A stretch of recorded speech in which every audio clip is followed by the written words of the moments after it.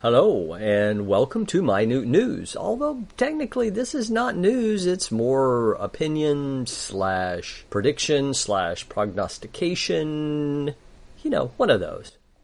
Basically, the gist of this is if Donald Trump wins, how are the Democrats and Kamala Harris going to react?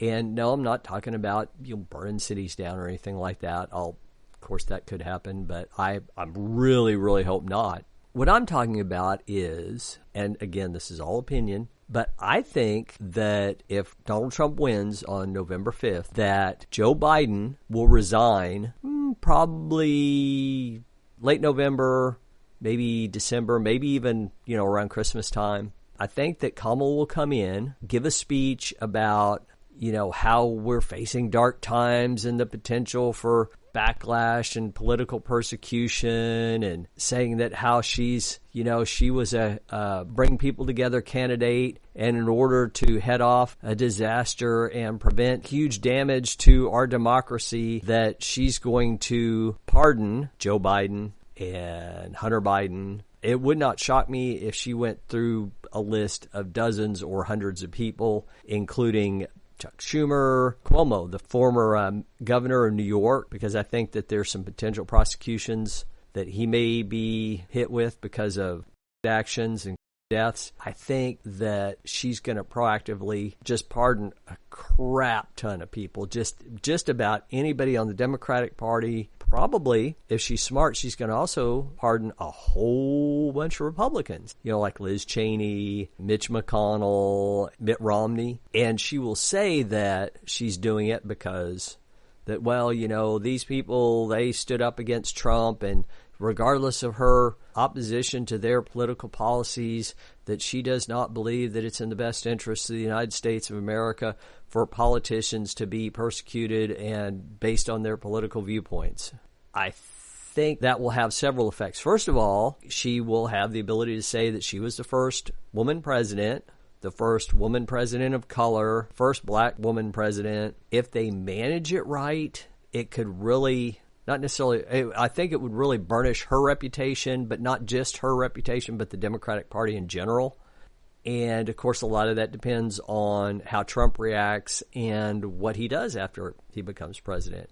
And if the media can spin it that he's going after political opponents for just purely political reasons, not because of any crimes they may have committed, which, maybe I'm cynical, but I think that if you just picked any 99% of politicians at random, you're going to find dirt. You're going to find something that they've done, taken bribes or done quid pro quo, or something that they've done that they could be prosecuted for. So, will this happen? I don't know. Should it happen? Part of me says yes, and part of me says no. I mean, if there are members of Congress or governors, major politicians committing crimes, they should be prosecuted for those crimes. If it looks like that people are being prosecuted solely based on their political beliefs, that's really going to turn a lot of people off and potentially turn Americans against democracy in general and make them think that we don't really have a democracy, that it's just a kleptocracy, that it's just so toxic that there's no reason to vote. Why bother? And honestly, I think there's a lot of people that already feel that way, that they're just sick of it, that it's just not worth the effort, and it's just so dirty that it doesn't matter who you vote for, that some scumbag's going to get elected.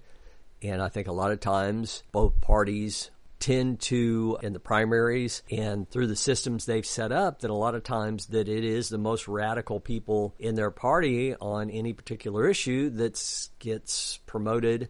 And then in the fall, you've got a choice between bad candidate A and bad candidate B. Now, are there some good politicians out there? I think there are. I don't think there's a whole lot of them, but I could be wrong.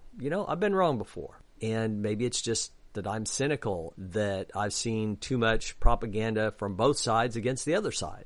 But I don't think, it's like here a while back there, they were making a comment about Trump being a narcissist. Well, of course he's a narcissist. Anybody that runs for president is a narcissist. Kamala Harris, Joe Biden. I mean, anybody that says, okay, there are 335 or 350 million or so people in the United States of America, but I myself, me, am the best person to run this country, to be the face of this country. That's me, 100%. I mean, normal people with normal egos wouldn't think that. But again, I think that if Kamala Harris does pardon just a crap ton of people for crimes, and I suspect it'll also be some people in the FBI too. But if she does that, I think in a way it will hamstring Trump because he won't be able to go after. But on the other hand, it may actually end up helping Trump because then he's not going to be focused on getting the people that tried to get him, and he'll be able to focus on just regular policies and helping the American people. Now, I also think that it would help burnish, depending on how they do it, if it's not done in just a totally venom-soaked, hate-filled way, I think it could really help the Democrats and make them look like the more moral people, and I think it would help whoever they run in 2028. I don't think it will be Kamala.